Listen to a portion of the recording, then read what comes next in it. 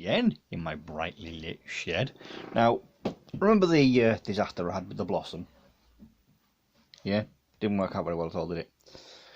Well, I've been fiddling around and I've done a little bit more on the necromancer. And I decided to do what I said I was going to do, which was apply a green wash to the sawdust and make it look like moss.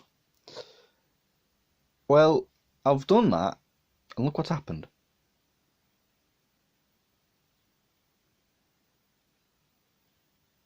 Yeah, it actually looks like proper foliage, proper leaves, which I wasn't expecting.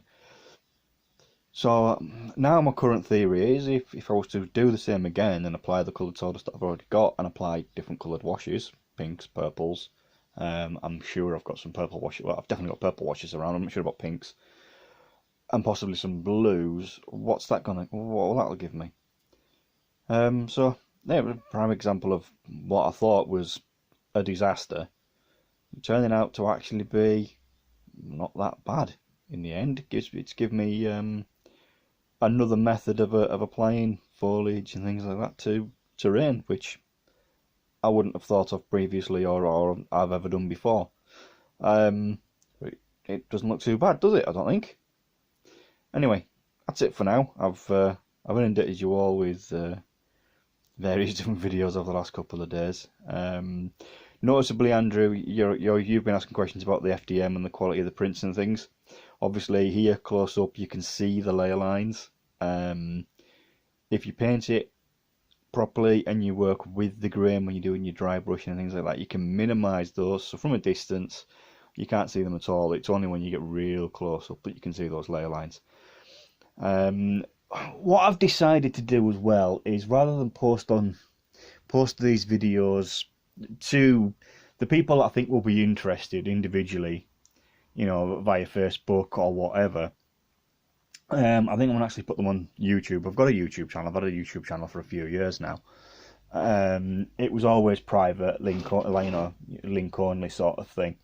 And I'm probably going to keep it that way, to be honest, because I'm not intending to do it as a full-time job. I'm certainly not intending to do it regularly. It's just going to be to keep people updated on what I'm doing, how I'm doing it, why I'm doing it.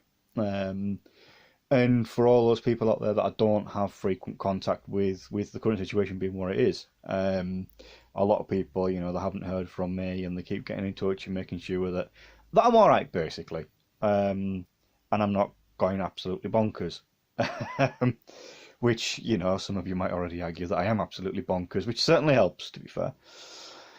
So, yeah, the idea is I'm going to put those videos up onto YouTube. I'm going to send links to those people that I think would enjoy watching it, or those that I think it's relevant for.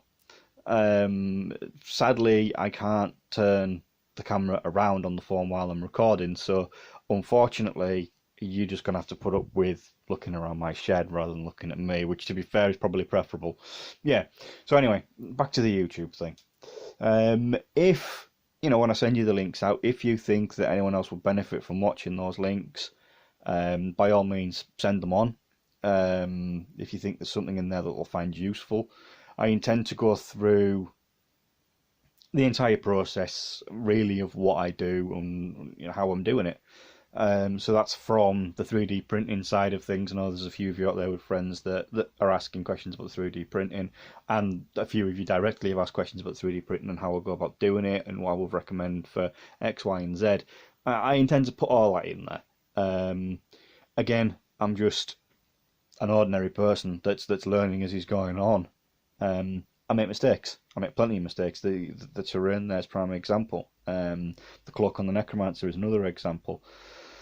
The fact that I've got loads of bloody models that still need done is another prime example. But anyway, I think it's going to help to keep myself sane. It's going to help reassure people out there that are slightly worried. That I'm alright. I'm not going bonkers. I'm getting the hobby time in that I need to get in, and I'm not going to lose my shit. Excuse the language again. If I'm putting that on YouTube, that'll have to be edited. In fact, I probably won't bother editing anything. You all know me well enough by now. But that's the plan. So what I thought was a disaster hasn't turned out too bad, to be fair. They don't always go that way.